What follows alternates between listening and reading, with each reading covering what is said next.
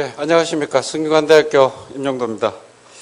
이 4차 산업 포럼을 하게 된 이유와 백그라운드는 설명 안 되겠지만 제 1회 주제로 인공지능을 저희들이 선택하게 되었고, 그 다음에 그 인공지능을 포괄적으로 설명할 수 있는 초청 강사님으로 석학으로 우리 김진영 교수님을 섭외하게 되었습니다. 저는 개인적으로 인공지능에 관련된 그런 학문적 지식은 없지만 그래도 앞으로 우리가 수학에서 상당히 산업수학하고 연계돼서 4차 산업의 꽃이라 불리는 이 인공지능 분야에서 뭔가 할 수 있는 분야가 수학적인 역할이 많다, 이렇게 저는 생각을 했고요. 그래서 어렵게 우리 김진영 원장님을 섭외하게 되었고, 그 바쁜 와중에도 기꺼이 이 초대에 응해 주신 우리 김진영 원장님께 깊은 감사의 말씀을 드립니다. 우리 학회 회원을 대표해서 저는 개인적으로 감사드리고 싶습니다. 예. 그래서 간단하게 우리 원장님의 지능정보기술연구원 원장님이신 김진영 원장님을 소개하겠습니다. UCLA에서 박사학위를 전산학으로 받으셨고요. 이후에 한 30년간 카이스트에서 전산학과 교수님으로 재직하셨습니다. 재직 기간 동안에 국내 최고의 지금 소프트웨어 석학으로 자리를 매림하고 계시고요.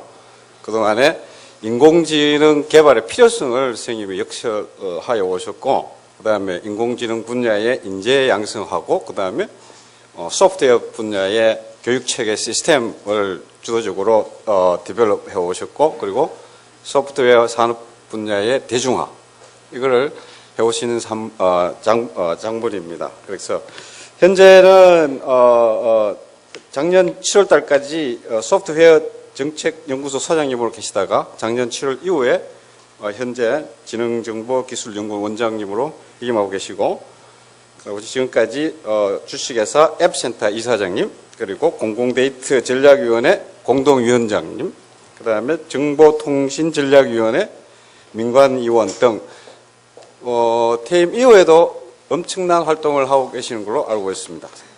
그리고 그에 대한 그 역할로서 그 수상을 다양하게 하셨고요. 최근 2017년 제13회 한국공학한리본 일진상을 수상하셨고, 2015년에는 제47회 과학의 날, 정보통신의 날 동탑산업훈장을 받으셨습니다. 그리고 2012년에는 제1회 밭학술의 최우수상을 하셨고요. 그래서 지금까지 초창기의 인공지능 분야를 끝까지 디벨롭 오셨고, 한국 4차 산업 분야에 정말 리딩하는 그런 분으로 저는 영광스럽게 원장님을 소개하고 싶습니다. 자, 우리 큰 박수로 우리 원장님을 환영했습니다.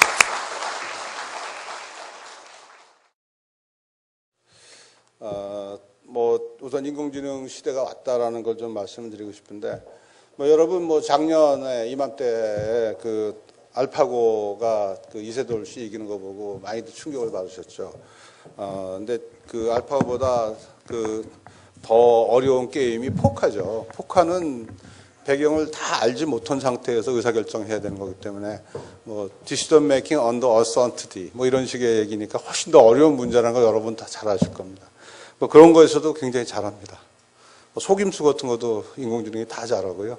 그게 지금 잘하고 있습니다. 근데 그거보다 5년 전에 이미 왓슨이라는 그 컴퓨터가 퀴즈대에 나가가지고, 제포디라는 미국 사는 퀴즈대에 나가가지고 사람 다 물리치고, 이 사람들 다 주장원들이고 그렇거든요. 다 물리치고 이겼어요. 우리나라에서도 작년 연말에 장학 퀴즈에 나가가지고 다 물리쳤어요. 이겼습니다.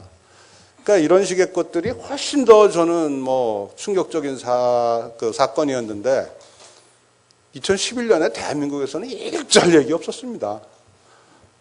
그리고 그 바둑 하나 이겼다고 이렇게 떠내려가고 모든 사람이 다 4차 산업혁명, 특히 수학과에서까지도 4차 산업혁명이라는 거 보니까 참 세상이 좀 그러네요. 그죠? 그 왓슨에다가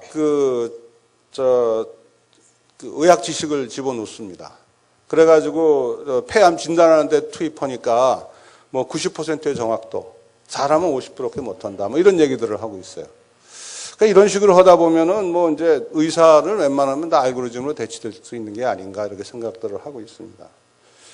그 2013년 9월 그 타임 매거진 커버 스토리가 Can Google Solve Death? 그죠? 구글은 여러분 아시는 바로 그 구글이고요. 그 회사가 무슨 뭐 약품을 만드는 것도 아니고 뭐 의료기기를 만드는 것도 아닌데 그 회사에다 대고 야 네가 죽음 해결할 수 있냐라고 묻습니다. 뭐가 좀 생뚱맞다라고 생각하시면 여러분은 세상을 잘 모르시는 분입니다. 이 시대에는 소프트웨어 아니면 할 수 있는 게 없다. 이렇게 생각하셔도 돼요. 소프트웨어는 못 푸는 게 없다. 못하는 게 없다. 이렇게 생각하셔도 됩니다. 뭐 자동차 운전하는 거 이제 다 인공지능이 한다. 사람보다 훨씬 잘하기 때문에 뭐 자동차 사람은 운전을 못하게 하자. 이런 법을 만들자는 얘기 우스갯소리도 나올 정도로 이게 나오고 있습니다. 뭐 그 벤츠 회장이 뭐라고 그랬어요? 자동차는 가솔린이 아니라 소프트웨어로 달린다. 20만 명의 소프트웨어 엔지니어가 있다고 합니다. 그게 그 자동차 회사예요. 뭐 주식 투자해서 돈 버는 거 다 이제 인공지능이 하는 거예요. 뭐 그 사람 뭐 펀드 매니저라고 해서 도와주고 이러던 사람들이 못 당하는 거예요. 다 쫓겨나고 있어요. 이제 뭐 돈 자체가 별거 아니다라는 걸 알 수 있죠. 뭐 돈 벌려면은 뭐 인공지능 뭐 잘만 걸르면은 돈을 벌 수 있는 그런 세상이 됐습니다. 인공지능의 그림도 그래요. 그 저희 연구소에서 한 건데, 뭐 서양에서도 한 거, 뭐 고호 그림을 보여주고 고호풍으로 바꿔라, 뭐 이런 것들 하는데, 저희도 해보자 그래가지고 했는데, 이 20칸을 그리려니까 20칸은 다 그리질 않잖아요. 뭐 중요한 것만 그리고 딱 비워놓잖아요. 그래가지고 서양 거 알고리즘 그대로 쓰니까 잘 안 되더라고요. 그래서 나름대로 이렇게 좀 수정하고 그래가지고 이렇게 이 정도 됐습니다. 딸아이 결혼식은 네, 김광석이 20년 전에 죽었죠. 그 친구 불러다가 쇼를 했어요. 홀로그램 쇼입니다. 네? 근데 뭐 이런 거 비슷한 거 미국서 많이 했고요. 그 마이클 잭슨 불러다가도 이제 뭐 춤추고 막 그랬는데 저도 봤는데 마이클 잭슨은 애가 좀 이렇게 죽은 사람이 막 뛰고 막 그러니까 경망스러워서 분위기가 안 사는데 김광석은 촉촉하게 젖어 그러니까 진짜 눈물 나고 그렇더라고요. 아마 많은 사람들이 울었어요. 그러니까. 뭐 시간이 많으면 이 노래 듣고 즐길 텐데 그냥 가겠습니다. 이 아마존이라는 회사가 되게 웃기는 회사예요. 그러니까 요만한 디바이스 만들어서 대쉬라고 해서 나눠줬어요. 여기다 대고 바코드 스캔해서 주문 그냥 해라. 여기다 음성으로 그냥 주문해라. 이러더니 그 다음에 이제 뭐 버튼을 하나씩 나눠줬어요. 그래서 세탁기 옆에 붙여놓고 있다가 세제가 모자라면 버튼 누르면 주문이 들어가요. 그러더니 야 그것도 귀찮다. 이제는 그 프린터에서 종이가 떨어지면 자동으로 그냥 주문이 들어가고 뭐 커피 뭐 필터가 필터 종이가 모자라면 자동으로 주문 들어가고 그렇게 합니다. 그렇게 하면은 이제 드론으로 날려주겠다는 거예요. 여기 있는 거울 이거 분명히 요술 거울이죠? 옷 안 입고 있는데 옷 입은 모양이 보이는 거예요. 나는 붉은색을 좋아하는데 하고 버튼 누르면 그다음부터 붉은색 쪽의 옷만 딱 보여줍니다. 이러던 아마존이 최근에 또 큰 사고를 하나 쳤죠. 지난 2월 달에 시애틀에다 아마존 고라는 오프라인 점포를 만들었어요. 거기는 카운터가 없어요. 들어가서 물건 주받고 나오면 되는 거야. 그러면 내 계정에 다 차지가 돼요. 갖고 나오다가 마음 변해서 놓고 나오면 또 빼줘요. 이거 된다고요. 얘들이 하면서 이게 뭐를 했느냐? 우리는 인공지능과 딥러닝 아이디 기술도 했습니다. 이렇게 선전을 하더라고요. 무기도 점점 똑똑해지죠. 뭐 한없이 어려운 무기도 있겠지만 간단한 거 하나 말씀드리면 K11 소총 우리나라가 만들었어요. 이거는 벽 뒤에 있는 적도 제압할 수가 있습니다. 딱 레이저건을 이렇게 겨누면은 레이저 건이 나가가지고 거리를 재주는 거야. 100m야. 계산 쫙 해보니까 총알이 6바퀴 돈 다음에 터지면 돼. 그래서 날아가다 6바퀴 만에 터지면 그 아래에 있는 적을 제압할 수가 있는 거죠. 여기 있는 저 권총은 주인이 쏴야만 나가요. 어떻게 하냐고요? 시계가 뭐 의미 있지 않습니까? 여러분 저 전자시계 갖고 다니는 사람은 여러분 스마트폰하고 연동돼 있습니다. 뭐 그런 식으로 하는 거예요. 조금 더 발전시키면은 뭐 지문 인식하거나 이렇게 뭐 손의 크기 같은 거 패턴 인식하면은 우리 주인 알아볼 수 있는 거죠. 옛날 영화 보면은 뭐 총을 뺏으려고 격투를 하고 그러는데, 이젠 그럴 필요 없어요. 그놈이 아무리 총을 쏴도 안 나오고, 그래, 고장났거나 버리면 여러분이 딱 집어서 쏘시면 딱 총알이 나가죠.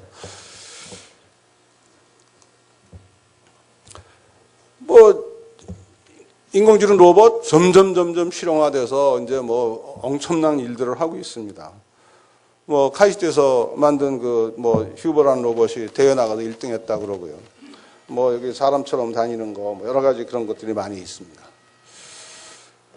예. 미래는 이미 와 있었다. 단지 우리가 모르고 있었어요. 특히 대한민국에서는 인공지능 진짜 모르고 있었어요. 인공지능만 모르는 게 아니라 컴퓨팅 자체를 하나도 몰랐어요. 대한민국은 IT 강국이라고 우리 정치하는 놈들이 떠들고 다녔어요. IT 강국은 무슨 놈의 IT 강국이야. 통신 시스템 사다가 먼저 깔았다는 것밖에 없었죠. 통신 시스템 깔면 뭡니까? 그거 활용을 해야 되는데 우리는 안 했어요. 우리 전자상거래도 제대로 못 해요. 못하는 이유 아시잖아요. 공인인증서 써라, 액티브엑스 깔아라, 이런 것 때문에 지금 엉망되고 있는 거 아시잖아요. 오늘 그 얘기 하러 온 거 아니니까 빨리빨리 넘어가겠습니다.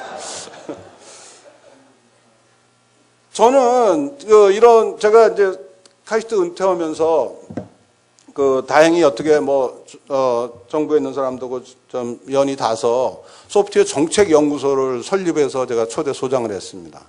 그 연구소에서는 저희가 주장한 게 소프트웨어 중심 사회가 오고 있다. 그리고 그렇게 오는 것은 소프트웨어 혁명 때문에 일어나고 있다라고 주장을 했습니다. 소프트웨어 혁명은 지금까지 산업혁명이 다 우리의 육체 노동을 자동화하는 것에 비해서 소프트웨어 혁명은 우리의 정신노동, 지식노동까지도 다 자동화할 수 있다. 그렇기 때문에 그 충격은 엄청난 거다라고 몇 년 동안 떠들었는데 조용해요. 신문도 전자신문에서만 실어주지 딴 신문 절대 안 실어주더라고. 그런데 스위스에 있는 어떤 장사꾼이 4차 산업혁명이라고 그러니까 떠내려가는 거야. 지금 대한민국 떠내려가잖아요. 요새 신문 컬럼 쓴 거 보세요. 앞에 4차 산업혁명 무조건 나오는 거야. 4차 산업혁명과 이런 식으로 나가는 건 기본이에요. 그렇습니다. 지금 어떻든 간에 그거야 4차 산업혁명 부르든 뭐라고 부르든 간에 진짜 소프트웨어 혁명, 이거 진짜 엄청난 변화다. 인류 문명사적 대변화기에 우리가 있는 거다. 이렇게 생각하시면 되겠습니다. 이러한 4차 산업혁명이 가능하게 하는 게 뭐였느냐? 저는 디지털 기술이라고 그래요. 디지털 기술은 우선 반도체 기술입니다. 반도체 기술 때문에 이 집체만 했던 컴퓨터가 손톱만 해졌지 않습니까? 전기도 필라델피아에 있는 전기를 모두 다 사용했다며요. 처음에 만든 컴퓨터가. 근데 요새는 전기도 거의 사용하지 않고, 가격도 1센트 이래요. 그러니까 한 10,000개 정도의 컴퓨터를 동시에 사용하는 거, 이제 일도 아닌 그런 세상이 됐어요. 통신은 어떻습니까? 제 아무리 많은 정보가 제 아무리 멀리 있어도 걱정할 필요가 없어요. 순식간에 갖고 옵니다. 갖고 있거나 멀리 있거나 똑같아. 필요할 때 갖고 오면 되니까. 문제는 이런 식의 능력들 갖고 뭐를 할래? 이거 갖고 뭘 내너? 문제를 푸는 게 소프트웨어예요. 소프트웨어 패키지를 우리들은 솔루션이라고 합니다. 세상 문제를 풀어주는 거죠. 그 중에서 사람처럼 잘하면 우리가 인공지능이라고 그래요. 알파고 있기 전까지는 우리 바둑두는 프로그램 그렇게 얘기했어요. 근데 그놈이 이세돌 이기니까 모든 사람들이 다 인공지능이라고 그러는 겁니다. 인공지능은 지능적 행동을 흉내내기 위한 기술이에요. 흉내라고 그랬습니다, 제가. 이거는 고도의 자동화 기술이죠. 물레방아도 자동화 하는 거예요. 분명히 자동화하지만 그보다 훨씬 고도의 자동화를 하고 있고, 그 다음에 아주 고도의 의사결정을 할 수가 있고, 그다음에 사람을 흉내낼 수가 있어요. 사람 같은 상호작용을 합니다. 그래서 뭐 사람같이 말도 하고 사람의 같이 표정도 짓고 이런 식의 하는 거예요. 이런 인공지능 기술은 꼭 사람 같아야 되느냐? 그럴 필요도 없습니다. 우리 저 비행기가 꼭 뭐 날개를 퍼덕이면서 새처럼 날아가지 않는 거 마찬가지로 인공지능도 목표를 향해서 목표를 수행하면 되는 거예요. 근데 지금 이 순간에 사람들이 잘하니까 사람을 어떻게 하는가 하는 거 공부할 필요는 분명히 있다고 저는 생각합니다. 인공지능이 처음 나오면서부터 굉장히 많은 사람들이 그 상상의 날개를 폈어요. 뭐 용어 자체가 좀 섹시하잖아요. 인공지능이라는 단어가. 그러니까 이제 이게 그 사람들이 뭐 인공지능이 인류를 지배한다. 뭐 인류를 파멸시킬 거다. 뭐 이런 식의 얘기를 많이 하고 뭐 사랑을 나눈다는 등 뭐 별의별 스토리를 다 만들어냈는데 이거는 좀 잘 모르는 사람들이 하는 얘기다. 이렇게 얘기를 하겠습니다. 우리가 연구하는 건 인공의 지능이에요. 의식이라든가 뭐 감정 이런 거는 몰라요. 어떻게 하는지 하나도 모릅니다. 그리고 할 시도도 잘 안 하고 있습니다. 저는 개인적으로 의식이라든가 감정은 생명체가 갖고 있는 속성이라고 생각해요. 그래서 우리가 만약에 의식과 감정을 만들 수 있는 어떤 비잉을 만들었다, 에이전트를 만들었다 그러면은 그거는 기계라 그러면 안 되죠. 그건 생명이죠. 생명체죠. 그래서 아까 아주 여러 가지 이제 많은 분들이 걱정들 하고 그러는데 그거는 현실을 잘 모르는 거다. 최근에 저만이 아니라 최근에 AI 100 그 리포트에서도 인공지능이 가까운 장래에 어떤 인간한테 위해를 주지 않을 거다. 이렇게 얘기들을 하고 있습니다. AI는 지난 70년 동안 연구된 학문이에요. 왜 70년이냐? 컴퓨터가 70년 전에 발명됐어요. 여러분, 알렌 튜링이 튜링 머신 개념 세운 다음에 맨 처음에 쓴 연구 논문이 뭐예요? 사람은 인텔리전트 머신 만들 수 있다. 사람처럼 생각하는 기계 만들 수 있다라고 쓴 거 아니겠습니까? 그 후에 계속 여러 가지 방법을 동원해서 이것저것 해보고 실패도 하고 성공도 하고 그러면서 여기까지 왔어요. 1970년도에는 전문가 시스템 그래가지고 요새보다 더 떴다 그럴까요? 굉장했어요. 저는 그때 이제 학위 마치고 미국서 직장 생활하고 있는데 한국의 장관 이런 사람들이 오더니 한국에서도 인공지능 해야 되지 않냐 그러고서 이제 한국 가절에서 왔는데 오니까 도와주질 않더라고. 그래서 지난 30년 동안 거의 연구비도 못 쓰고 그냥 은퇴를 했습니다. 제가 은퇴를 하고 나니까 좀 이렇게 또 연구가 좀 뜨는 것 같아요.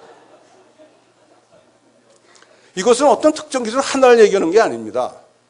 이거는 목표는 이제 지능형 기계를 만들다는 거고 그것에 필요한 모든 기술들을 이것저것 다 해봤어요. 로직도 사용해보고 통계도 사용해보고 별나별 거 다 해봤죠. 지금도 굉장히 여러 기술들이 복합적으로 사용돼서 문제를 풀어가고 있습니다. 인공지능이 자동화 기술이니까 어디엔들 안 쓰이겠습니까? 그러나 여기 8개 분야가 앞으로 15년 동안 굉장히 많이 각광을 받을 거다라고 얘기를 하고 있어요. 특히 건강 분야, 그 다음에 교통 분야. 요새 무인자동차 같은 거 교통 분야 아주 핵심으로 가고 있지 않습니까? 이런 게 굉장히 활발하게 쓰일 거다라고 얘기들 많이 되고 있습니다. 인공지능을 개발하는 방법은 크게 저는 3가지라고 그래요. 남들은 2가지라고 하는데. 3가지입니다. 첫 번째는 지식 기반형이에요. 지식을 기반으로 그 프로그램을 만들었는데 그 프로그램이 아주 지능적으로 행동을 하더라. 그죠? 지식이란 게 뭐예요? 사람이 머릿속에 있는 거거든요. 이거 어떻게 만들어요? 옮겨놔야죠. 우리가 갖고 있는 지식을 기계에다 옮기는 겁니다. 어떻게 옮기죠? 코딩이에요. 코딩으로 옮기는 겁니다. 이렇게 해라. 이런 상황에서 이렇게 하고 저런 상황에서 저렇게 해라라고 했는데 그거대로 행동하는 게 아주 지능적으로 행동한 것처럼 보이더라라는 겁니다. 두 번째는 데이터 기반형입니다. 데이터를 많이 모아서 갖다 주고 그랬더니 기계가 알아서 거기서 엑기스를 뽑아가지고 그거를 이용해서 의사결정을 하는데 상당한 수준을 보인다. 어떤 분들은 야, 두 번째 게 진짜지 첫 번째 거 그게 뭐냐 별거 아니야 라고 하는데 천만의 말씀이야. 첫 번째 방식으로도 굉장히 우수한 것들 많이 만들어내고 있고요. 두 번째 방식으로도 지금 뭐 문제점이 무척 많습니다. 세 번째 제가 주장하는 건 경험 축적형이다. 시뮬레이션 기법이에요. 이게 우리 사람은 경험에 의해서 배웁니다. 실패에 의해서도 배우죠. 어린애가 촛불 같은 거 만졌다가 뜨거우니까 뜨거워 하고 손 띄고 그다음부터는 절대 손 안 가져가지 않습니까?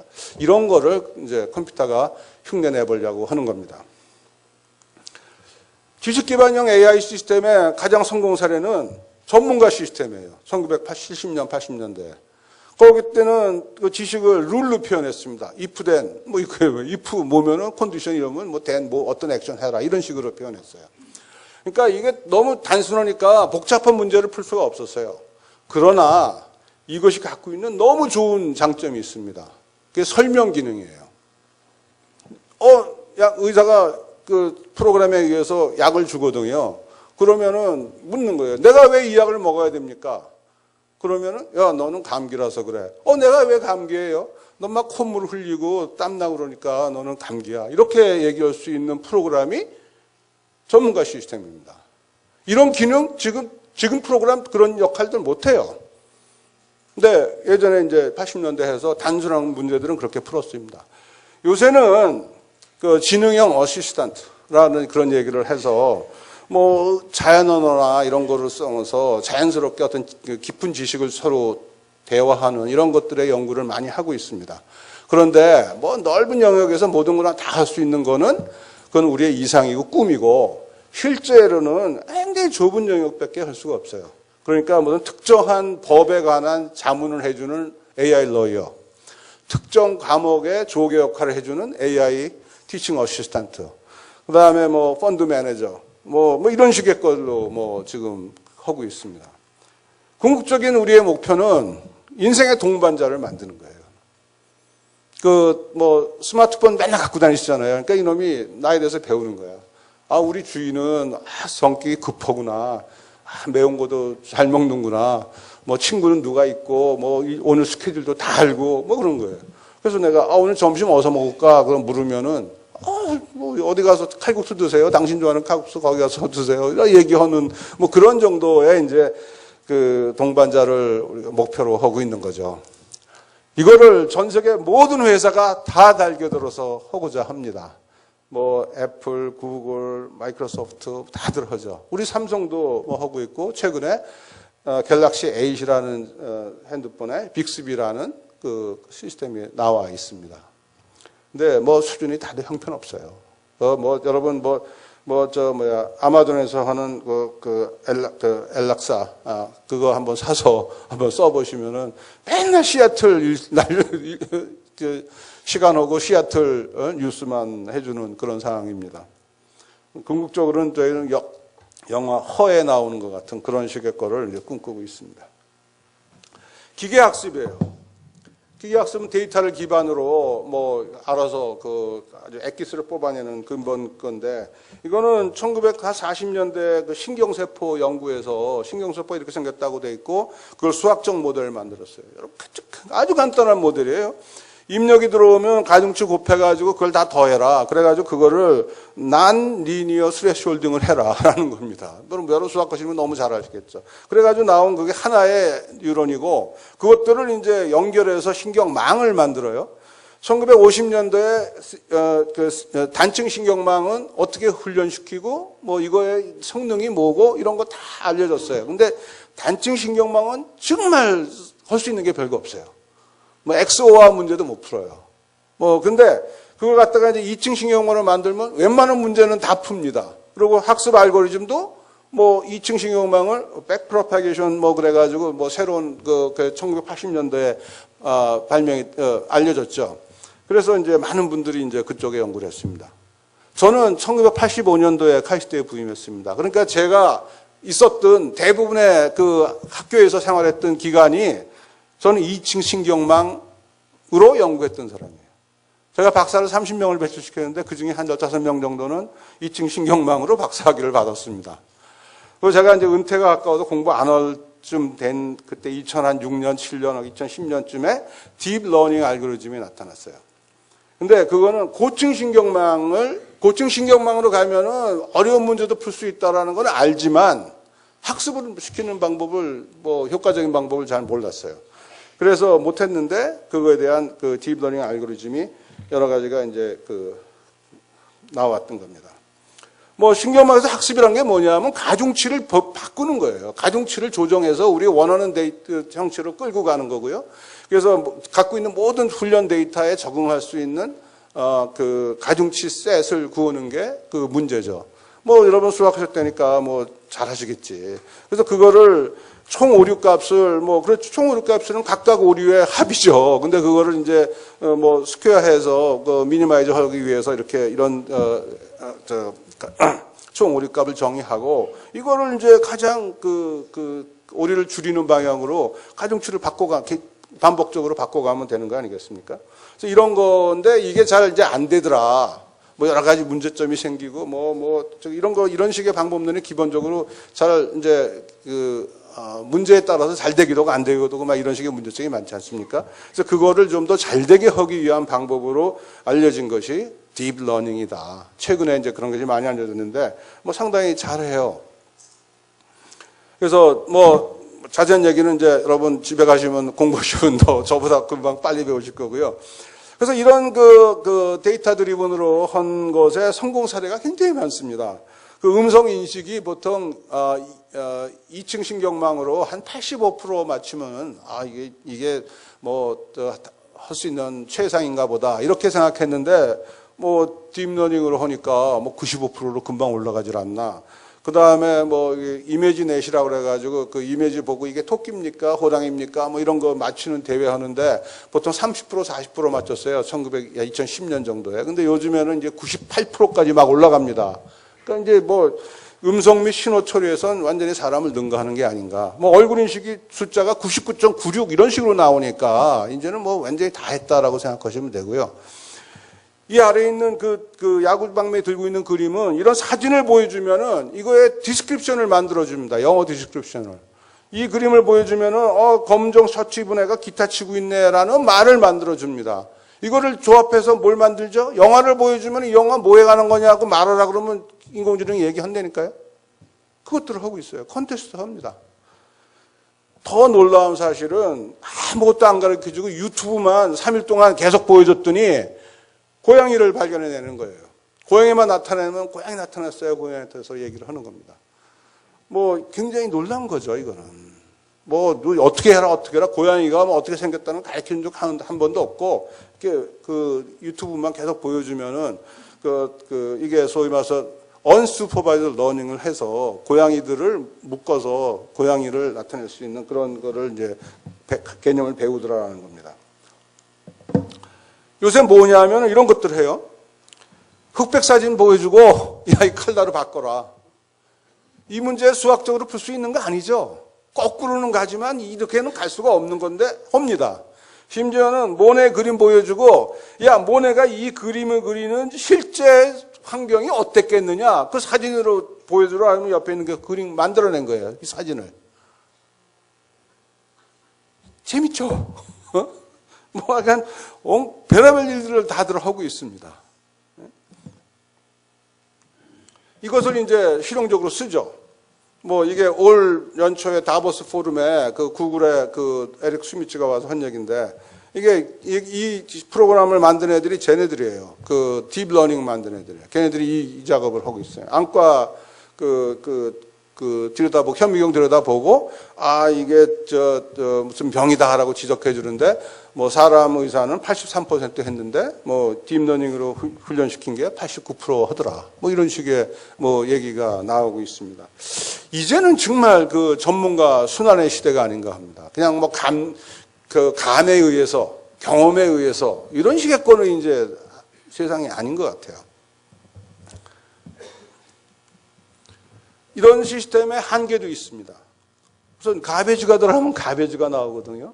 구글에서 그 사진 분류해주는 프로그램. 여러분 포토라는 앱을 사용하시면 거기서 해주는데 거기서 이 흑인 여성을 보여주니까 이거 고릴라라고 분석을 했다는 거예요. 그러니까 이 사진이 흑인 여자를 본 적이 별로 없었겠죠, 이 프로그램이. 맨날 그 뭐 백인 남자들만 보고 뭐 이랬을 테니까. 그래서 이거를 프로그램을 White Guys Problem이라고 그렇게 얘기하더라고요.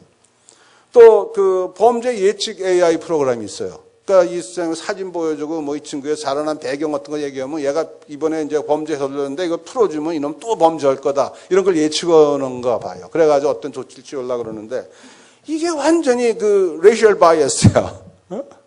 아, 무조건 흑인이야, 흑인.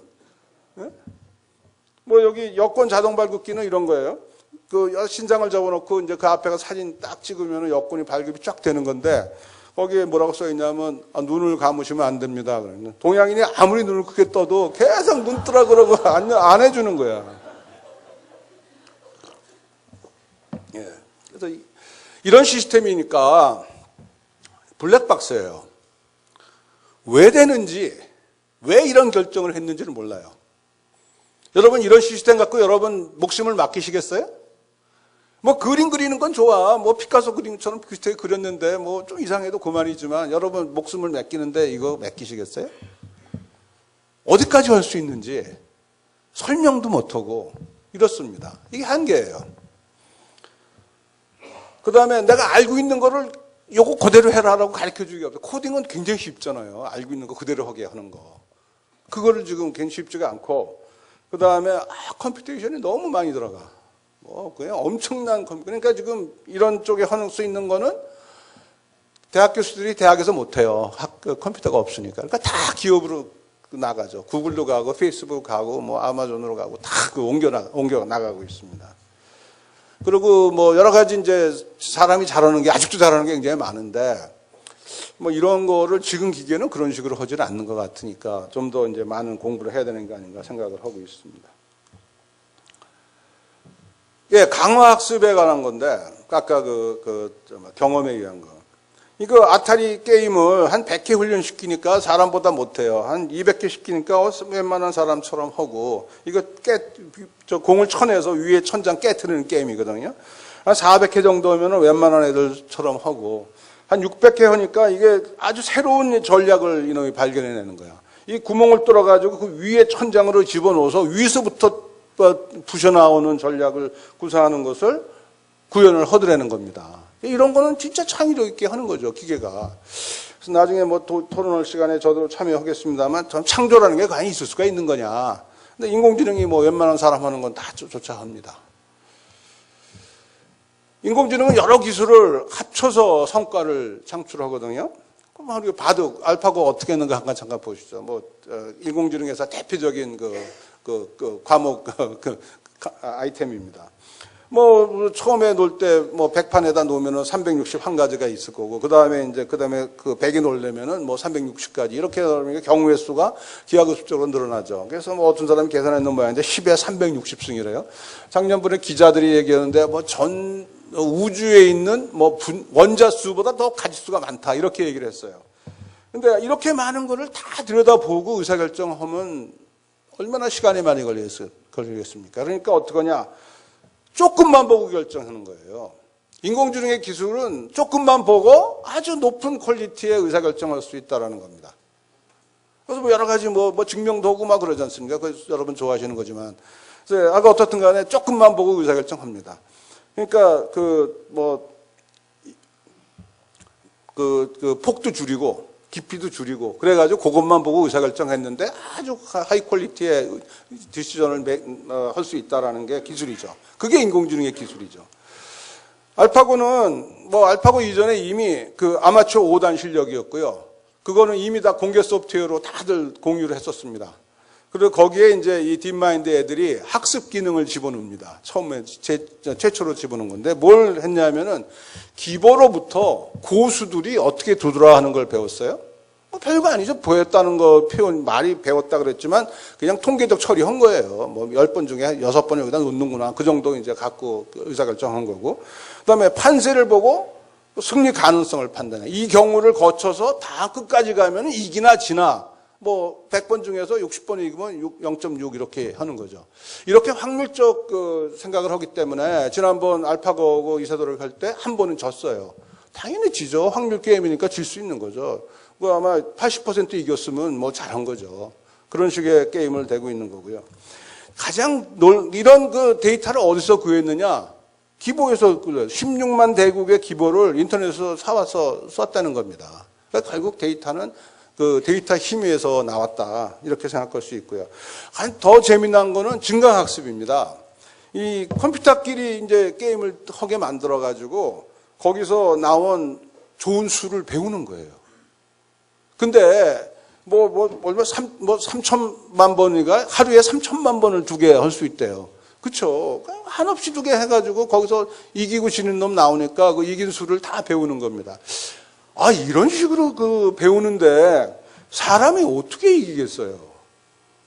저는 뭐 당연히 이런 식으로 그 논문도 뭐 네이처인가 거기 나와 있잖아요. 읽어보니까 이렇게 했다 그러더라고요. 그러니까 이거 당연히 이세돌 할아버지가 와도 못 이긴다 이렇게 생각했는데 뭐 사람들은 이세돌이가 졌다 그렇게 슬퍼하고 그러더라고요. 이세돌이가 알파고가 이세돌을 이겼는데 왜 바둑 두는 사람이 국회의원이 되죠? 난 도저히 이해를 못하겠어요. 결국 인공지능은 결국은 알고리즘, 컴퓨팅 파워, 데이터 이것이 결정하는 겁니다. 지금은. 근데 인공지능 기술은 참 놀라웠게도 이쪽 커뮤니티가 굉장히 놀라웠게도 모든 게 공개 소프트웨어예요. 모든 게 공개됩니다. 공개 논문이에요. 뭐 공개 소프트웨어 다 아실 거예요. 왜 훈련시키는 알고리즘 40몇 개 다 공개되어 있고요. 뭐 얼굴 인식, 뭐 음성 인식, 자연어 처리 다 공개되어 있습니다. 또 웬만한 거 데이터 다 돼 있어요. 한국 건 없죠. 우리가 만든 게 아니니까. 딱 미국 사람 얼굴만 있고 한국 사람 얼굴은 없어요. 한국 사람은 화나면 어떻게 반응하는지 우리 데이터가 없어서 프로그램을 만들 수가 없어요. 논문 얘기 좀 할게요. 여러분들 논문에 대해서 굉장히 관심이 많으신 분들 같은데. 저희 쪽에서는 논문 우습게 보는 동네입니다. 논문이란 게 특히 SCI가 뭐죠? 논문 써가지고 내에서 심사받아서 나오는데 보통 2년 걸리죠? 그걸 누가 읽은 다음에 자기 아이도 보태서 또 내는데 또 2년 걸리죠? 그래서 내가 피드백 받는데 4년이 걸려요. 요새 4년이면은 산업사회 한 40년이에요. 그죠? 저희는 어떡하냐? 인터넷에 그냥 올리는 거예요. 내 논문 썼는데 심사받기 전에 그냥 올리는 거예요. 봐라. 아카이브에도 올리는 거예요.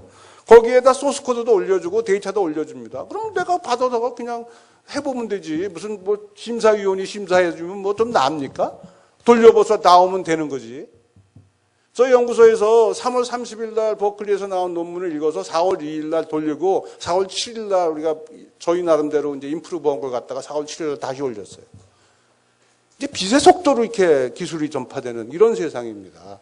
이런데 대한민국에서 과제 하나 하면 3년짜리 어쩌고 도저히 쫓아갈 수가 없는 거예요.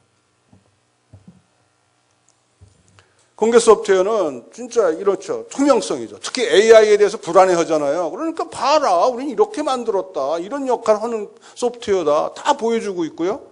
그 다음에 기술에 잘한다고 폼 잡으면 보자 그러고 들여다보니까 제대로 했네, 못했네 검증할 수도 있고, 잘하면 명성을 획득해 가는 거고, 그 다음에 약간 빛의 속도로 전파가 되고, 그 다음에 기술의 민주화예요. 어떤 사람이 한 사람이라도 제일 좋은 거 만들면은 전 세계 모든 사람이 그 수준으로 즉시 사용할 수가 있어요. 그리고 연구가 시작이 거기서부터 출발하니까. 얼마나 좋습니까? 이런 식의 세상을 우리가 지금 만들어서 살아가고 있는 거예요. 그 다음에 참여, 프로젝트 같이 하죠. 공개 소프트웨어 혼자 하는 게 여러 사람이 모여서 같이 합니다. 그래서 공동 작업하니까 다양한 아이디어 묶어가지고, 그 다음에 개발도 속도도 빠르고, 그 다음에 버그 같은 것도 같이 잡으니까 굉장히 오리 검출도 빨리 하고, 이런 식의 커뮤니티를 만들어가고 있어요. 이거를 세상에서도 몰라주죠. 저희는 논문을, 전산학 쪽에 논문 그러면 보통 한 3, 40페이지 써야지 논문이다라고 생각을 합니다. 근데 제가 칼시 있다 보니까 이 재력가 교수들은 한 2페이지짜리가 그렇게 많아. 그래서 맨날 제가 공학부 인사위원회 가가지고, 야, 논문 수를 왜 논문 수를 세냐? 글자 수를 세자고 제가 막 고집을 피웠습니다. AI 가치는 저 어디서 오는 건가? 이거는 저 지능적 자동화다. 자동화 지금까지 했는데 이번 자동화는 지능적 자동화예요. 그러니까 옛날 자동화는 이렇게 시간이 지날수록 마모되고 고장나고 그래서 성능이 떨어지는데 이 요새 거는 데이터를 모으고 배워가지고 점점 더 좋아지는 거예요. 이거 진짜 굉장한 능력이라고 생각하고요. 그 다음에 이게 뭐 기존의 인력을 제거시키는 게 아니라 기존의 인력이 일 잘하도록 도와주는 거죠. 그리고 인공지능은 기술이니까 이거는 기술은 두고 보고 있는 게 아니잖아요. 이거를 적용을 시켜서 거기서 가치를 얻어내는 거 아니겠습니까? 혁신을 이루는 거고 혁신을 이루면 혁신이 또 혁신을 낳고 그래서 계속 새로운 것이 나타나는 여기에서 그 가치를 찾아야 되는 게 아닌가 생각을 합니다. 뭐 이제는 기계하고 사람하고 같이 이루는 세상이 됐습니다. 그래서 뭐 아마 지금 이세돌이 계속 바둑으로 먹고 살려면은 알파고한테 가서 배워야 될 거예요. 그렇지 않으면 어떻게 이기겠어요? 이런 세상이 됐고 이제 뭐 매니저 같은 거는 가장 쉬운 일이니까 매니저가 하는 일이 쉽잖아요. 일 시키고 그냥 해왔니? 그러고 야단치고 뭐 이러는 건데 그걸 인공지능 하라 그러면 굉장히 잘할 거예요. 굉장히 많은 사람들이 이제 인공지능을 매니저로 모시고 일을 하게 될 거다라고 생각들을 합니다. 예, 사회적 변화, 뭐 굉장히 큰 변화가 올 거다. 근데 그것을 저는 그냥 소프트웨어 중심 사회, 소프트웨어 혁명, 외국 언론에서는 소프트웨어가 세상을 먹어치우고 있다. 이렇게들 얘기하더라고요. 그렇습니다. 우리 저 3D 프린터라고 얘기하지만 3D 프린터 기본적으로 들어가는 거 뭔지 아시잖아요. 그거 뭐 3차원 성장을 얇은 슬라이싱해서 판으로 만들고 판은 얇은 선으로 만들어서 그것들을 조합하면 3차원 물체 되는 거고 뭐 그 캐드를 그려가지고 찍찍찍찍 찍어내서 그래서 만드는 거 아닙니까? 기본적인 그건데 그것이 제조업을 완전히 바꿔가고 있지 않습니까? 이런 식으로 혁신이 컴퓨팅에서 일어나고 있다. 모든 분야에서 다 일어나고 있다. 이렇게 말씀드리고요. 모든 학문 체계가 컴퓨테이셔널로 들어갑니다. 뭐 컴퓨테이셔널 바이올로지, 컴퓨테이셔널 저널리즘 다 그죠. 대한민국 젊은이들 안타까운 게 이런 컴퓨팅 하나도 안 하고 대학 들어와서 공부한다고 앉았으니 얼마나 하겠어요. 참 안타깝습니다. 작은 아이디어가 큰 비즈니스를 만들어주죠. 작은 아이디어의 극치, 저는 빈방 빌려주자라는 거예요. 빈방을 갖다가 필요로 한 사람한테 돈 받고 빌려주는 거 얼마나 누구나 할 수 있는 생각인데 우리 젊은이들 당연히 하죠. 근데 우리 젊은이는 생각은 해도 그걸 앱으로 만들 능력이 없어. 근데 얘네들은 그걸 앱으로 만들어서 매치메이킹 시켜줬습니다. 그렇게 만든 회사가 에어비앤비라는 회사가 지금 시가총액이 250억 불이에요. 남산 하얏트 호텔 그 전 세계에 그 좋은 리조트에 가면은 뭐 좋은 데 가서 호텔 체인을 갖고 있는 그 회사가 83억 불이에요. 이해가 되세요? 전 들리긴 하는데 이해는 못 하겠더라고요. 이런 걸 갖다가 무슨 뭐 한계 비용 제로 사회 뭐 이런 식으로 경제학자도 얘기를 하더라고요. 진짜 이제는 저 기술만 있으면 지식만 아이디어만 있으면 돈 벌 수 있는 그런 세상이다. 이러니까 어떻게 됩니까? 다들 창업하는 거죠. 누가 남 밑에 가서 일을 해요? 왜 남 밑에서 일을 하겠습니까? 창업해야죠. 그죠? 뭐 우리나라에서도 지금 저 이혜진이는 저희 그 화이트 제자인데 뭐 얼마나 잘합니까? 지금 올해 1년에 1조씩 벌어들이고 있는 그런 회사를 만들지 않았습니까? 10몇 년밖에 안 됐어요. 중국은 지금 굉장히 이 열풍을 잘 타고 있어요. 중국에서는 지난 14년에 하루에 10,000명씩 창업해서 365만 명이 창업을 했대요. 근데 그 후에 계속 그 숫자가 늘어나서 2016년 아마 400만 개 될 거다. 이렇게 이렇게 통계 지금쯤 나왔겠죠? 이렇습니다. 그러니 이런 나라에서는 뭐 실업이 무슨 어떻게 실업이 돼요? 사람이 없어서 걱정인데. 대한민국은 지금 어떻게 가고 있습니까? 취직하는 애들이 없는데. 예? 전통적인 일자리는 감소하죠. 이건 뭐 역사적으로 주는 거예요. 우리 저 선사시대는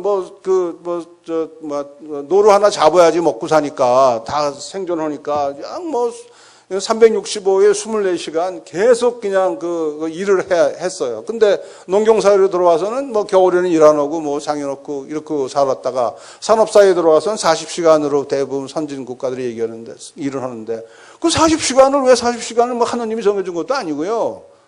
지금 10시간만 이러면 되는 시장이 놓은 거죠. 생산성 올라가는데. 그래서 이거 노동 문제 이런 식으로 뭐 대한민국 뭐 한 번만 취직하면 환갑 때까지 뭐 밥 먹여주는 회사 이런 식으로는 도저히 뭐 4차 산업은 못하죠. 그러나 그러니까 AI는 경제 파괴 효과가 엄청 크답니다. 뭐 그 오바마 보고서 보니까 뭐 8,500조가 얼마나 큰 돈인지 모르겠는데, 그러니까 그렇고 한국도 따라 해보니까 460조래요. 그래서 하여간 경제 성장이 굉장히 빠를 거다 이렇게 얘기를 하고 있고요. 이러니까 이제 생산은 많이 하니까 뭐 먹고 살기 위해서 이럴 필요는 없는 거죠. 생산 많이 한 거 기계가 소비합니까? 소비는 사람이 하는 거 아니에요. 그러니까 뭐 식량도 충분하고 뭐 의복도 충분하고 뭐 충분해요. 쌈만 안 하면 되는 거예요. 그럼 남는 시간에는 사람답게 살면 되는 게 아닌가. 사람답게 사는 게 뭐가 사람답게 사는 거냐. 여러분 뭐 수학 문제 푸는 걸 사람답게 산다고 생각하고 사시는 분들이니까 계속 그렇게 사시면 되고요. 어떤 사람은 뭐 노래 부르고 사는 사람도 있고 뭐 그러고 각자 살면 되는 거죠. 양극화 어쩔 수가 없습니다. 뭐 현상이에요. 이거 거짓말, 양극화 뭐 막아본다. 그럼 막을 수 없어요. 그냥 내버려둬요. 슈퍼스타들이 그냥 엄청난 돈을 벌어가는데 그거를 막을 수가 없어요. 그리고 막는 게 바람직하지도 않습니다. 그래서 뭐 여러분 앨런 머스크라는 친구가 그 핀테크, 페이팔이라는 거 해가지고 돈 번 다음에 그다음에 테슬라 자동차 만들어서 엄청 돈 벌고 또 그거 한 다음에 스페이스 X 만들어서 저 우주선 지가 쏘고 썼던 거 1차 로켓 분사시키고 떨어지는 그거 로켓을 받아내는 기술도 만들고 뭐 엄청난 그 사회 발전이 일어나는 것은 다 슈퍼스타 때문에 일어나는 거예요. 그러니까 우리도 슈퍼스타들 많이 만들어내야 되는 거죠. 그래서 국가 간의 격차도 굉장히 격심해지죠. 잘 나가는 나라는 잘 나가고 못 나가는 나라는 되게 못 나가죠. 그래서 이렇게 이제 뭐 되니까 이걸 좀 이런 상황에서도 좀 행복하게 살려면은 뭐 그 사회 안전망도 필요하고 우리가 생산성 높아진 거를 야 뭐 혼자 먹냐 나눠 먹자 뭐 이런 거는 당연한 것 같아요. 근데 그게 너무 과도하게 슈퍼스타들을 활동을 못하게 막는 거는 그건 좀 피해야 된다라고 저는 생각을 합니다. 뭐 정의로운 자본주의가 되지 않겠습니까? 역동적이고 공정한 사회, 뭐 지식과 아이디어만 있으면 성공할 수 있는 나라, 이런 나라를 만들어야 된다. 뭐 제가 대통령 출마한 것 같아서 좀 그런지. 예, 아주 여러 가지 딜레마도 있어요. 인간과 기계가 공생을 하다 보니까 아주 뭐 생각지도 못했던 문제들이 막 생기는 거예요. 뭐 한 가지만 할까요? 그 트롤리가 가는데 이쪽으로 가면 5명이 죽고 이쪽 가면 저 1명이 죽는데 그걸 컨트롤할 수 있는 파워가 여러분한테 있다 그러면 여러분 어떻게 하시겠어요? 이렇게 해가지고 1명을 이제 죽게 하고 5명을 살리면 잘했다고 박수 받고 그러는 거 아니에요. 그렇게 프로그램을 자동차에다 해서 들고 다니는데 이거 1명은 우리 부모고 5명은 뭐 우리 적성국가 사람이다 그러면 여러분 그거 만족하시겠습니까?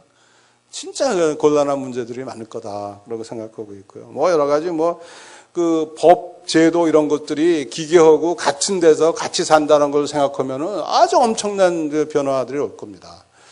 그래서 이런 것들을 이제 어떻게 할까 하는 거, 이거 법하는 사람들 좀 바빠져야 될 것 같아요. 근데 저는 걱정스러운 게 우리나라 법하는 사람들 바쁘면요, 규제만 만듭니다. 기술도 없는데 규제부터 먼저 만들어낸 나라가 우리나라거든요. 여러분 인터넷 들어올 때 그거 다 겪으셨죠? 인터넷 남의 나라 거 비둘려다가 이제 간신히 쓰기 시작했는데 무슨 뭐 공인증서 써라, 뭐 액티브엑스 써라 그래가지고 지금 뭐 나라가 지금 인터넷 비즈니스가 거의 우리나라는 좀 사경을 헤매고 있습니다. 이러다 보니까 이제 모든 나라, 모든 회사들이 인공지능에 투자를 하고 뭐 굉장히 뻑적지근합니다. 특히 중국이라는 나라는 뭐 단위가 뭐 엄청 실수한 것 같아요. 동그라미 하나 잘못 붙인 게 아닌가 할 정도로 큰 돈을 갖다 쓰고 있습니다. 예, 우리나라는 그럼 어떻게 할 건가? 제가 언제까지 해야 되는 거죠? 10분? 예? 이거 제가 2분 지났네요. 요거 그냥 제가 5분만 더 빌려주십시오. 이 변화물들 피할 수 있는 거냐? 글쎄요, 못 피하죠. 저는 못 피한다고 생각합니다. 그러면 받아들여야 되는데, 뭐 우리 옛날에 산업시대에도 우리가 늦게 받아들여서 이렇게 우리가 힘들어졌는데, 그 다음에 국가 간의 경쟁이 굉장히 심각해져요. 특히 사람 전쟁이죠, 사람 전쟁. 아까도 몇 분하고 얘기했는데, 제가 인공지능 연구소를 만들고, 또 카이스트 학생들은 제가 데려갈 수 있을 거라고 생각했는데, 천만의 말씀, 다 페이스북, 구글, 애플로 가요. 부인까지 뭐 취업 보장받으면서 글로 가는데, 제가 여기 대한민국에 앉아서 어떻게 걔네들을 데려오겠습니까? 참 큰 걱정이다라고 생각하고. 우선 4차 산업혁명을 우리가 여러 가지 논의를 하는 거에 가장 기본 핵심 전략이 저는 창조와 혁신이 일상적으로 일어나도록 여러 가지 제도적인 걸 해야 되겠다. 규제 철폐도 하고 우선 기술력도 좀 있어야 되겠고 그런 거고요. 그 다음에 공정한 사회 만들고 경쟁할 수 있는 사회 만들어야 되는데 우리는 지금 경쟁을 회피하는 겁니다. 여러분 교수들이 경쟁합니까?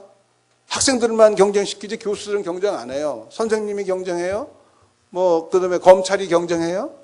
우리나라는 등 따스고 배부르면 경쟁 절대 안 하는 나라예요. 이런 나라에서는 4차 산업혁명 힘들 거다라고 생각합니다. 그 다음에 잘 많이 만들었으면 나누는 세상, 이런 게 중요하다고 생각하고요. 우리나라 산업혁명 준비지수라는 거 어느 은행에서 얘기했는데 25등이더라고요. 별로 바람직한 숫자 아니죠. 우리는 호추 숫자리야. 9등 정도 하면은 그런가 보다 할 텐데 25등이라니까 굉장히 우리가 이제 뒤져가고 있는 거다. 특히 노동 구조에서는 엄청 우간다 수준이다. 이렇게 생각하시면 될 거예요. 규제 철폐 굉장히 중요한 이슈입니다. 4차 산업혁명에서는. 뭐가 우리를 먹여줄지 모르니까 이것저것 다 해보도록 해야 되는데 우리는 정해진 거 아니면 못하게 돼 있어요. 네거티브 규제, 포지티브 규제 그런 얘기 많이 들으셨잖아요. 그렇습니다. 뭐 하나 할 수 있는 게 없어요. 한 얘기만 들을까요? 온라인에서 자동차 거래하는 거를 대학생들이 만들어서 400억인가 매출을 올렸어요. 그러니까 오프라인 딜러들이 나타나가지고 법을 급하게 고쳤습니다. 그래서 온라인으로 거래를 시키더라도 점포가 필요하다. 주차장이 얼마 이상 필요하다. 이런 식의 법을 집어넣었어요. 그게 무슨 온라인이야. 그래가지고 법을 고치니까 이제 언론에서 막연단치니까 이제 공청회를 했는데 여기 있는 사진이 그겁니다. 공청회에 이제 이 오프라인 딜러들이 와서 땡깡 나가지고 공청회도 못했고, 그래서 지금 어떻게 타협됐냐 하면은 사는 사람은 마음대로 모아와라. 근데 파는 사람은 꼭 딜러만 팔 수 있다. 이런 식으로 지금 타협이 됐습니다. 이런 상황에서 온라인으로 자동차 거래가 일어나겠습니까? 너무 바꿔야 될 게 너무 많더라. 인공지능 활용으로 사회 문제 해결해야 됩니다. 그죠? 특히 안전한 사회 얘기 한 가지만. 우리 세월호가 왜 빠졌어요? 수평수를 충분히 담지 않고 떠났다며요. 수평수를 충분히 담지 않으면 시동이 안 걸리게 만들어 버리면 되는데. 총알도 안 나게 했는데 그거 왜 못하겠습니까? 한 2,000원이면 할 수 있어요. 저한테 맡기시면 2,000원 해드릴게. 네? 사이버 시큐리티 중요하죠. 모든 게 소프트웨어 위에 올라앉았는데 거기 어느 놈이 들어서 후지면은 그냥 나라 다 날라가죠. 원자력 발전소 이란 거 다 날려버렸잖아요. 그 다음에 도요타 급발진 계속 일어났는데 왜 그런가 하고 뒤져보니까 소프트웨어 잘못이야. 우리나라도 급발진 계속 일어나요. 우리나라 200 몇십 건의 소송이 있었어요. 근데 대부분 다가 아니라 100% 다 사용자 부주의입니다. 대한민국은 좋은 나라예요. 그런 면에서. 우리나라는 제조 강국이죠. 우리나라가 제조업이 비율이 중국보다도 더 강한 나라예요. 보시는 바죠. 근데 그게 계속 올라가요. 우리나라는 제조 강국이었지만. 근데 문제는 그 제조업이 매개 살리질 못하는 거야, 우리를. 그리고 일자리도 못 만들어줘. 계속 자동화되니까. 그래서 이제 바꿔야 돼요. 뭔가 좀 우리가 바꿔야 되는데. 그래서 스웨덴 같은 데가 먼저 바꿨죠. 거기는 조선업하다가 아니다 그러고 우리한테 팔았어요. 2003년에 팔았는데 거기에 크레인 우리한테 팔았는데 그거 팔면서 장성국 울리고 놀고 막 그랬다 그래요. 우리가 일부러 사왔잖아요. 우리 현대중공업이. 그런데 스웨덴은 그 자리에다가 이제 신재생 에너지, IT, 바이오 이런 거 새로운 산업을 일구고 그 자리에다가 이런 터닝 토로소라는 건물을 짓고 우리는 이제 새로운 산업으로 이렇게 잘 살아라고 이제 상징적으로 보여주고 있는 겁니다. 우리나라 때가 왔어요. 우리도 성동 산업에 갖고 있는 이 크레인을 루마니아에다 팔았습니다. 돈을 아직 못 받았어요. 그런데 이거 바뀌어야 되는데 안 바뀌어요. 뭐 아시잖아요. 뭐 대우주선 당연히 회사 그 업종으로 봐서 이 회사는 망해야 될 회사고 제 눈에는 또 돈도 못 버니까 이건 망해야 되는 건데 계속 뭐 몇십 조씩 갖다 붙잖아요. 난 그 돈 갖고 우리 대학생들한테 한 1억씩 줘서 창업해봐라 그러면 훨씬 가능성이 있다고 생각하는데. 창조적 잠재력을 구축해야 되겠다. 그거는 뭐냐? 소프트웨어, AI, 빅데이터 뭐 이런 거예요. 이런 거 해야 돼요. 이런 걸 제가 왜 해야 되는지 다시 한번 말씀드릴게요. 뭐 우리나라 제조업은 소프트웨어 절대 안 쓰고 있습니다. 그 통계를 먼저 있던 소프트웨어 정책연구소에서 내보니까 이런 식이에요. 뭐 금융보험에서는 약간 미국보다 많이 쓰고 나머지 부분은 다 엄청 소프트웨어를 안 쓰는 거예요. 그러니 뭐 소프트웨어 산업이 되겠습니까? 뭐 이 기업들은 저 경쟁력이 있겠습니까? 그게 우리 현실이고요. 보세요. 테슬라가 자동차를 10만 대밖에 안 만들어요. 근데 600만 대를 파는 포드보다 시가총액이 더 높습니다. 이게 혁신의 힘이에요. 테슬라를 보면 혁신할 거라는 느낌이 들죠. 이런 회사들이 가격이 훨씬 높아지는 거예요. 우리도 이런 능력을 갖춰야 되는데 제너럴 일렉트릭이라는 회사는 이런 물건을 만들어 팔던 그 제조 회사였습니다. 그죠? 산업기기 제조 회사였는데 이 회사가 사물 인터넷을 이용해서 이 자기네가 판 제품이 어떤 상태에 있는가 하는 걸 리얼타임으로 전 세계 걸 다 모니터링을 하고 있어요. 그래서 심지어는 이렇게 하죠. 비행기 날아가는데 야 거기 지금 바람 많이 부니까 너 좀 아래로 날아가라. 이렇게 해서 기름 세이브 해주고 그 세이브한 기름을 나눠 먹는 됩니다. 이 사업 모델을 그대로 우리 현대중공업이 배도 좀 적용시키려고 그러고 있습니다. 그래서 이런 식이에요. 제조물 팔고, 소프트웨어 팔고, 그 다음에 그 운영하는 컨설팅도 팔고, 이렇게 세탕을 뛰니까 제조업들이 돈을 버는데 우리는 딱 팔면 끝이죠. 여러분 삼성에서 스마트폰 산 다음에 삼성에서 좀 보자고 그런 적 있었어요? 뭐 끝내야겠는데 교육 뭐 좀 잘 아시니까 우리 교육 너무 엉터리죠, 그죠? 그냥 찍기만 하고 대부분 고등학생 다 수포자라며 수학을 하도 잘 가르쳐서 우리 애들이 미리 다 배워서 포기해도 되나 봐. 그래서 그 잠자던 교실을 토론하고 만들어보는 교실로 바꾸자. 이건 거꾸로 교실 운동이라 그러기도 하고 여러 가지 젊은 교사들이 모여서 합니다. 그래서 이제 동영상 같은 거 먼저 보고 와서 이제 수업 시간에 토론하고 뭐 만들어보고 뭐 이런 식으로 하자. 이런 식의 그 측면에서 저는 이제 소프트웨어 교육을 이런 식으로 하자고 주장을 했던 겁니다. 혁신의 기술을 배워야 된다. 혁신의 기술이 뭐냐? 가장 기본이 코딩이고요. 그 다음에 데이터 다룰 줄 아는 거고, 그 다음에 앱 개발할 줄 아는 거고, 이런 거예요. 그 다음에 그 위에다가 이제 뭐 메이커, 뭐 드론, 뭐 로봇 이런 거 다룰 줄 아는 기술이고, 그 위에 뭐 디자인 띵킹, 뭐 기업가 정신, 뭐 이런 것들 같이 해서 뭐 이런 것을 가르쳐야 되는 게 아니냐라고 생각을 하고 있고, 이걸 제일 잘하는 방법은 팀 프로젝트 시키는 거다. 문제를 주고 실질적인 문제를 주고 야 이거 한번 해봐. 네가 찾아서 해봐. 이런 식으로 교육을 해야 되는데 우리는 지금 달달달달 외우고만 있고 뭐 문제풀이 반복하고 이런 식으로 교육하니 대한민국이 앞날이 있겠습니까? 컴퓨터 전공자 없어요. 대한민국에. 보시는 게 서울대학교 컴공과 그 정원입니다. 2000년 때는 한 90명 정도 됐는데 줄어가지고 55명이에요. 왜 줄었는지는 뭐 다 여러분 아실 거예요. 그 서울대학에는 공과대학의 7%가 컴퓨터를 하고 있습니다. 스탠포드 대학은 44%예요. 뭐 숫자로 보면 660명 대 55명이에요. 그 다음에 고등학교에서 2000년대에는 한 85% 학생이 컴퓨터 교육을 받았는데 2014년 조사해 보니까 5%밖에 안 받는 거예요. 이런데 그 4차 산업혁명 가능하겠습니까?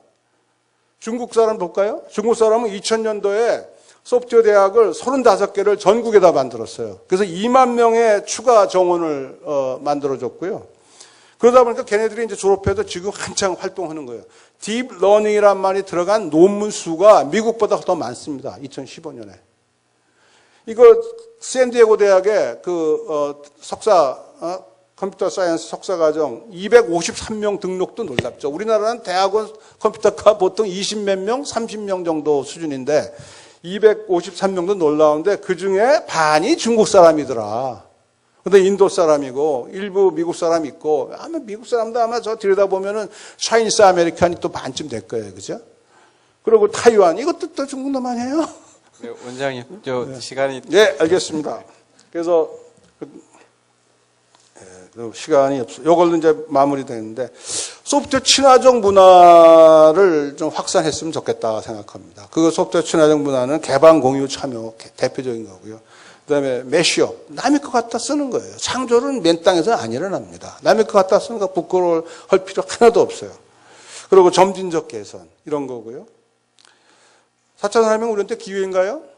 제가 이 4차 산업혁명 전에 이게 소프트웨어 혁명이라고 써서 4년 들고 다녔는데 여러분 왜냐 1800년도가 산업혁명이 일어날 때예요. 우리는 그때 남의 나라 얘기고 우리 농업사회였고요. 일본보다 늦게 받아들여가지고 일본한테 나라 뺏기고 그다음에 남북으로 갈라져서 전쟁하고 이러다가 지금 그 산업사회 마지막에 그나마 좀 이렇게 이 정도 살게 됐는데 문제는 이걸로 그냥 계속 있었으면 좋겠는데 그렇지가 않다는 거죠. 보세요. 산업혁명을 맞으면서 그 동서양의 부의 균형이 바뀝니다. 그 전까지는 동양이 자산인데 이제 서양으로 넘어갔어요.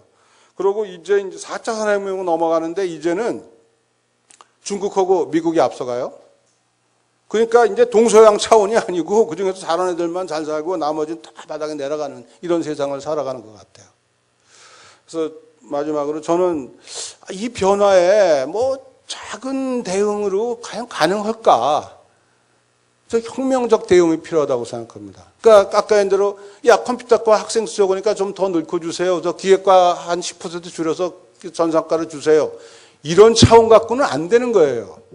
어떻게 해야 되냐? 공과대학에는 정원이 필요 없다. 모든 학생 들어서 지가 원하는 거 배우고 싶은 거 배우고 나가면 됐지. 학과라는 건 교수들 밥그릇 때문에 생긴 거지 그게 학생 때문에 생긴 게 아니지 않습니까? 카이스트는 40년 동안 학과 없이도 잘 운영되고 있어요. 카이스트만 하는 건가요? 전 세계 대학 다 그러고 있잖아요. 이런 식으로 해야 된다. 혁명적 발상하지 않으면 힘들 거다 이렇게 생각을 합니다. 네, 죄송합니다. 시간을 좀 많이 끌어서 예의상 마치겠습니다. 네.